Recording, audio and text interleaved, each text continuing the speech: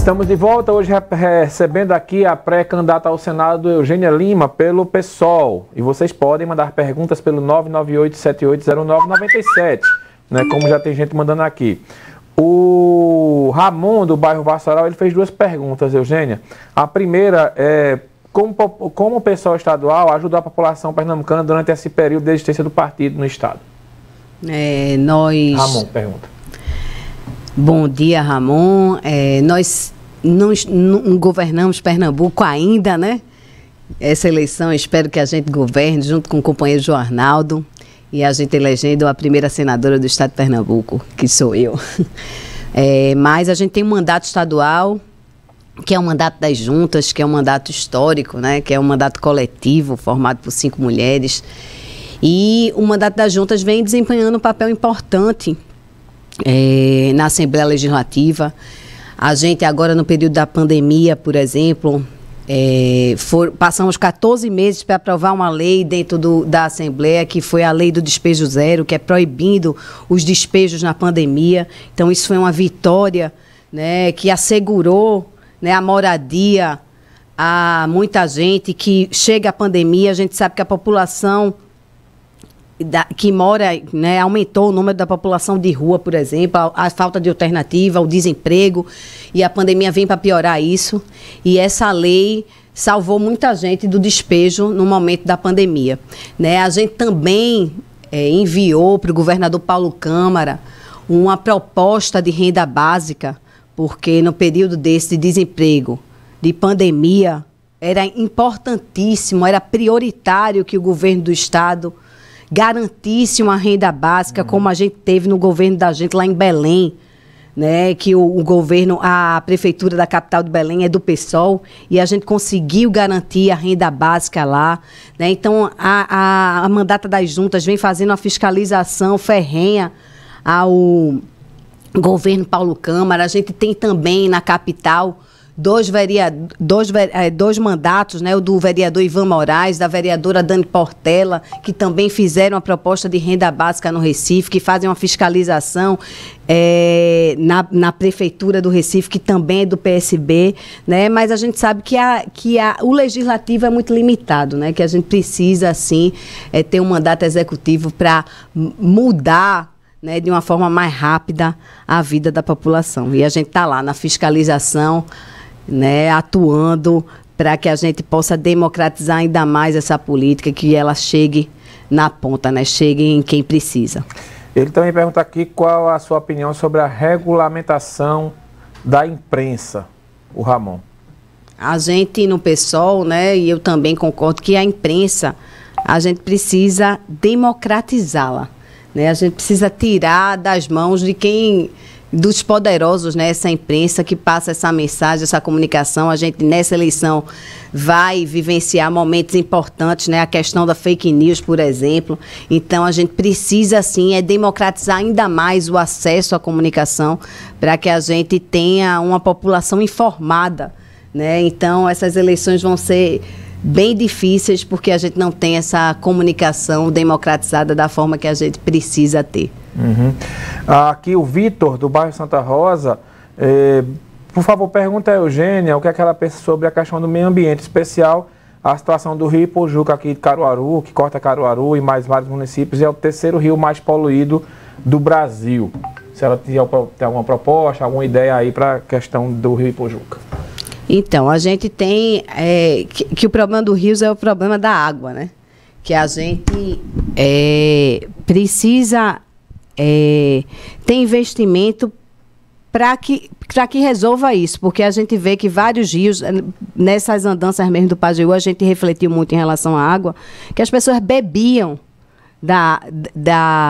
do rio, né? E hoje é impossível beber, porque a gente tem um modelo de desenvolvimento também que vem sem a questão do resguardar o meio ambiente, né? E essa água, essa política de conservação, ela precisa ser feita porque a questão da água, a questão dos rios se não fizer a política, é irreversível, a gente não volta, né? A gente tem essa questão da indústria têxtil aqui perto, precisava ter um controle maior, uma tecnologia para que essa essa utilização dessa água não escoasse nos rios. Então precisa também no saneamento básico. Pernambuco é pouco saneado, então essa ausência de política de saneamento básico, ela acarreta o que a gente está assistindo, que é a poluição dos nossos rios. Então isso é uma das prioridades no nosso partido, é um debate que a gente prioriza, que é o debate do meio ambiente, atrelado ao debate do saneamento básico, que é um problema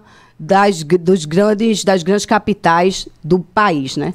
Então a gente precisa sanear também, da capital ao interior. É uma necessidade. Eu tive também em Triunfo, era um dos problemas lá, porque todo esgotamento ele escoa dentro dos rios, dentro das cachoeiras, dentro de lugares que são essenciais para a vida, né, humana. Então, a gente precisa, sim, trazer investimentos, fazer com que o Senado seja um caminho da gente debater a política de saneamento básico, né, e esgotamento sanitário, para que a gente possa mudar a realidade, né? Quando a gente tem um estado rico nas águas, a gente não pode perder, né, não pode fazer com que a gente retroceda, porque senão não existe um planeta B, né? Se a gente não investir nisso, né, a questão da água é irreversível.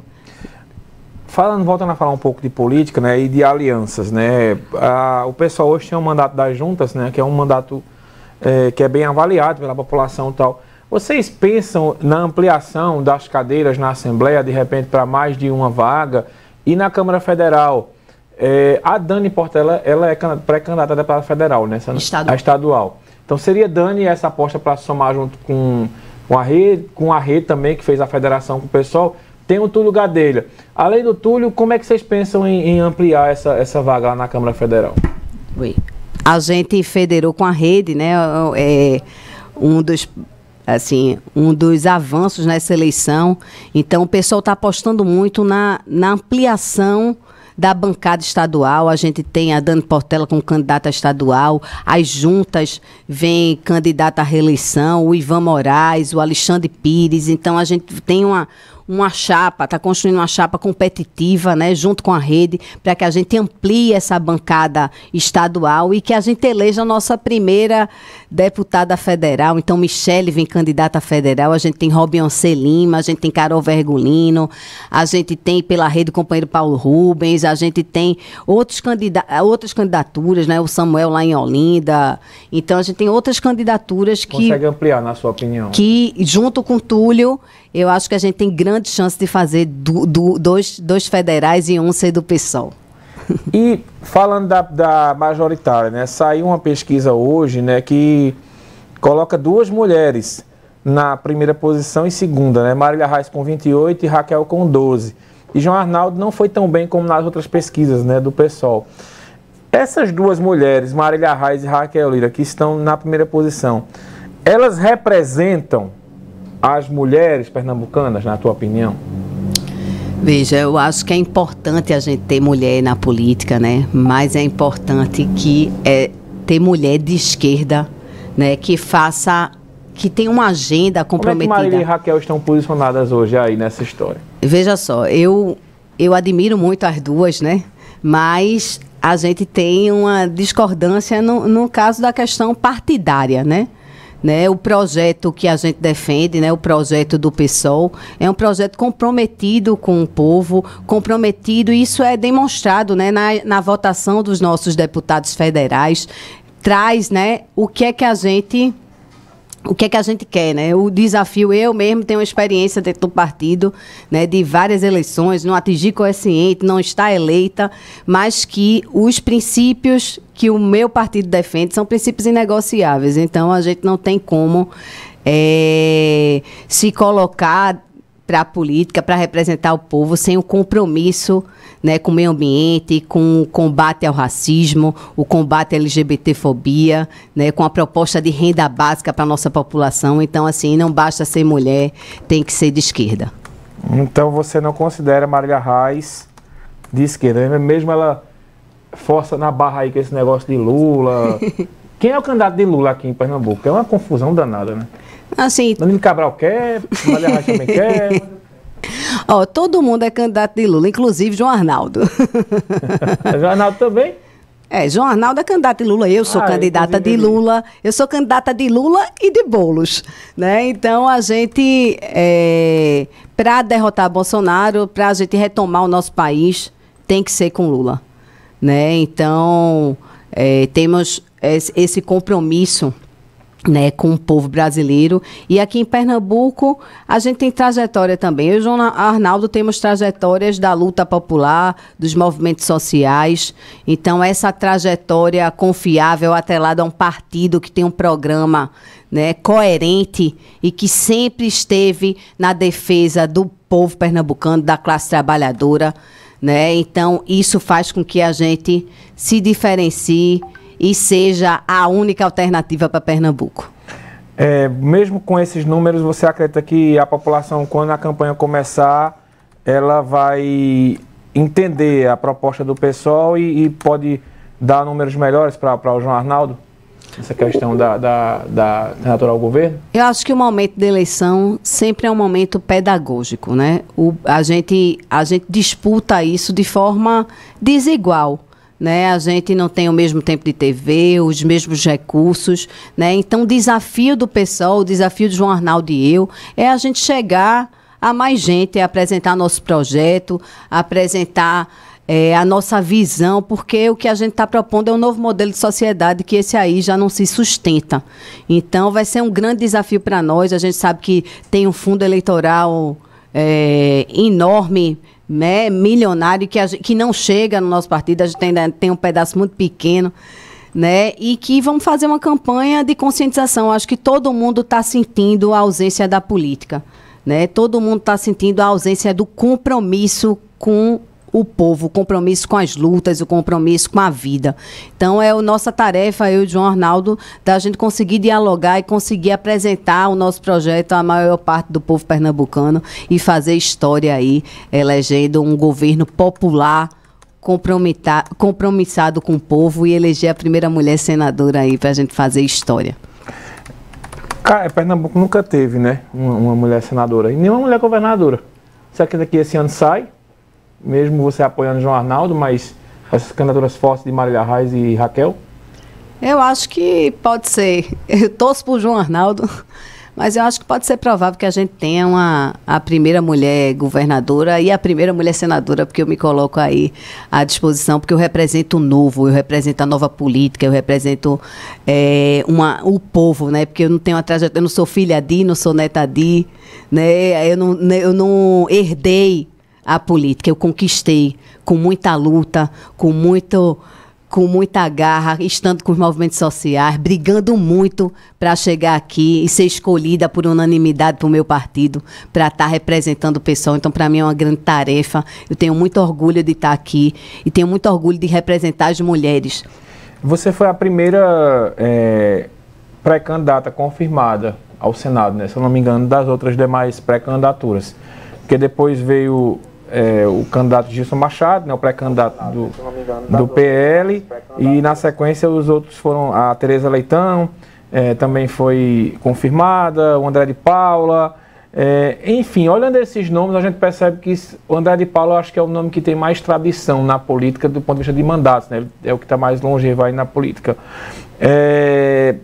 No debate, né, com relação a esses pré-candidatos, você dizendo aí que não veio de família, André de Paula tem família, né? Tereza Leitão já tem uma história na política, apesar de não ter essa raiz e tal. Como é que você se sente no meio desses outros pré-candidatos, né? Dá para a população perceber uma proposta diferenciada desses outros? E qual seria um foco maior? Teria um foco maior da sua pré-candidatura? Porque alguns candidatos, olha, focam na água, na segurança, na infraestrutura.